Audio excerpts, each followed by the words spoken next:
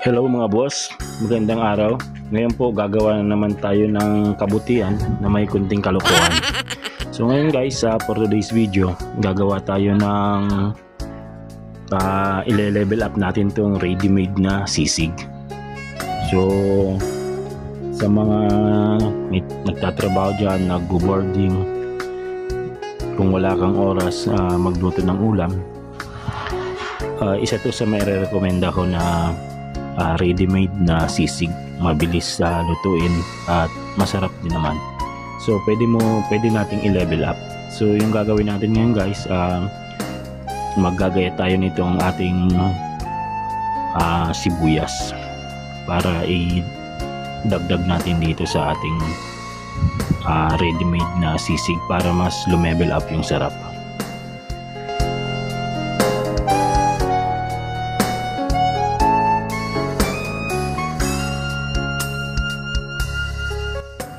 Habang nagagayat pala tayo nitong ating pabida-bidang sibuyas, shoutout muna tayo dyan sa ating mga solid viewers, sa ating mga solid followers, sa ating mga viewers abroad, ating mga kababayang OFW. Shoutout po sa inyo at pati na rin po sa ating mga basher. So good vibes lang po tayo. So magpalaganap tayo ng kabutihan na may konting kalukuhan.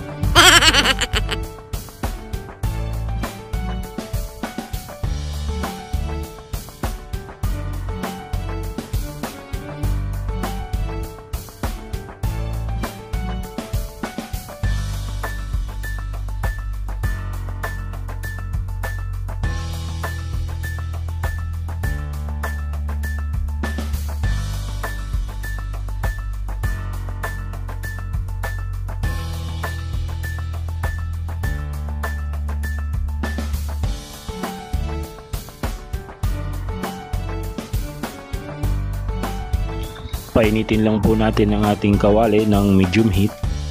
Tsaka pag mainit na po yung ating ready-made na sisig, pwede na po natin i-add yung ating number 1 ingredients, yung matampuing sibuyas.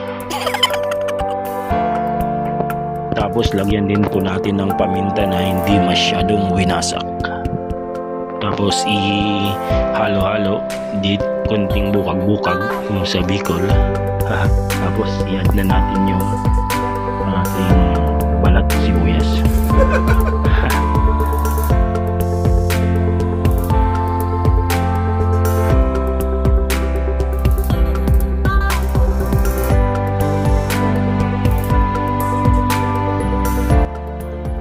Para sa mas level up na sarap, kwiri-kwirikan natin ng magic sarap.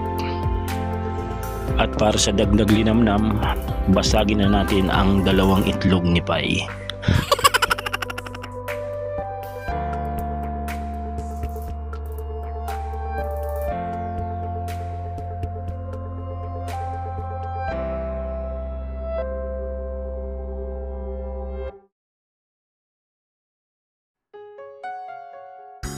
Konting halo-halo, ready na, pwede na. Alak na lang ang kulang. Ay hindi, kanin pala.